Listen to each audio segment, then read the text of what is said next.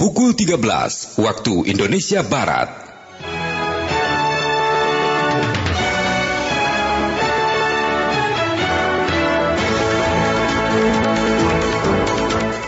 Dari Medan Merdeka Barat 4 dan 5 Jakarta, inilah Radio Republik Indonesia dengan Warta Berita. Saya Andila Kusuma.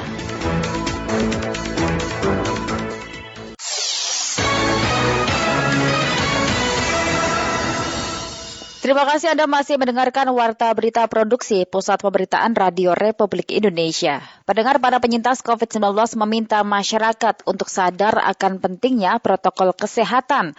Mereka berusaha bangkit dan berharap tidak ada lagi yang terpapar COVID-19 karena kelalaian. Rini Hairani menyampaikan liputannya. Swab antigen. Setelah swab antigen ternyata positif dan saya lanjut ke PCR, ternyata PCR juga positif.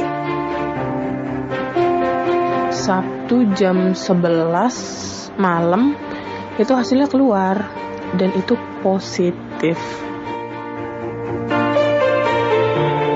Peningkatan kasus COVID-19 masih menjadi ancaman utama bagi penduduk dunia. Ratusan ribu nyawa melayang, puluhan juta orang sudah terpapar. Korbannya bahkan berasal dari kalangan atas hingga rakyat jelata. Meski demikian, di tengah situasi sulit selalu ada optimisme. Tak sedikit mereka yang terpapar virus corona bahkan berhasil sembuh. Seperti yang dialami Arsi sebagai penyintas. Arsi kepada Pro 3 RRI ketika dihubungi Minggu 28 Juni 2021 menceritakan bagaimana ia berjuang saat memutuskan isolasi mandiri di rumah hingga akhirnya dinyatakan negatif dari COVID-19. Setelah swab antigen ternyata positif dan saya lanjut ke PCR, ternyata PCR juga positif.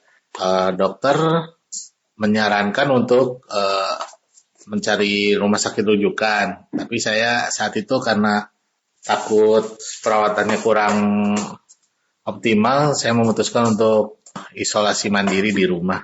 Demamnya itu terasa kayak sampai ke tulang jari-jari, tulang jari itu berasa linu gitu. Terus sekitar hari ke-5, hari ke-6 baru muncul sesak nafas. Dan sesak nafasnya lumayan parah karena kebetulan saya punya riwayat penyakit asma ya, meskipun 3 tahun lebih yang lalu dan nggak pernah kambuh lagi. Dengan mendekatkan diri kepada Tuhan Yang Maha Esa, serta selalu berpikiran positif, Arsi pun terus berjuang agar sembuh dan terbebas dari COVID-19. Ini terpapar COVID yang kedua buat saya. Yang pertama itu tanpa gejala dengan CT32, sedangkan yang sekarang dengan gejala CT-nya itu 11 dan lumayan parah. Maksudnya ketika dapat lagi, saya berusaha melawan penyakitnya, tapi di sisi lain ya pasrah aja. Pikiran udah macam-macam sebenarnya, cuman ya jalanin aja sambil terapi obat dan istirahat. Tapi tetap optimis ya? Pasti itu sih yang saya rasa yang bikin saya bisa sembuh itu ya, rasa optimisnya itu. Ditambah dengan saya punya saya cenderung mendekatkan diri sama agama ya. Saya lebih merutinkan lagi ritual seperti ngaji segala macam, membuat rasa optimis saya untuk pulih semakin besar. Ia pun meminta kepada masyarakat untuk tak abai dalam menerapkan protokol kesehatan.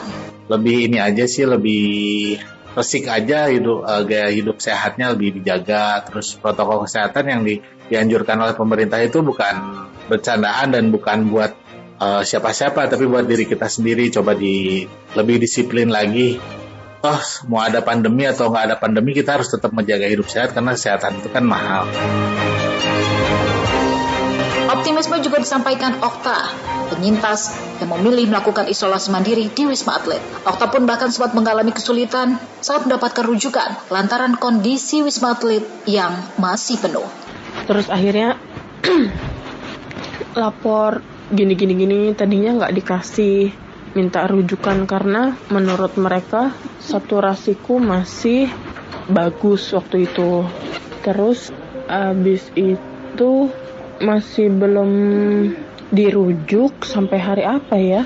itu tuh batuknya udah mulai semakin sering gitu kan.